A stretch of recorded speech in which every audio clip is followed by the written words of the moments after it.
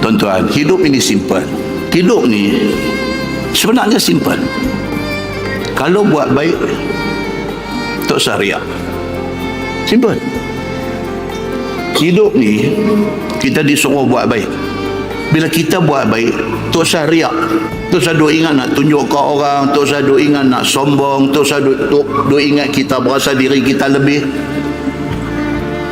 Kalau buat baik, diam-diam, cukup Allah aja tahu. Yang kedua, kalau orang buat baik kat kita, say thank you. Tahu hari ni berapa ramai manusia tak reti nak ucap terima kasih kepada orang buat baik kat dia. Banyak, tuan-tuan. Orang buat baik dekat dia, orang buat jasa dekat dia, orang tolong dia, orang bantu dia. Tak apa benda dia berat mulut nak kata thank you, nak kata terima kasih. Tak boleh nak ucap. Allahu Akbar.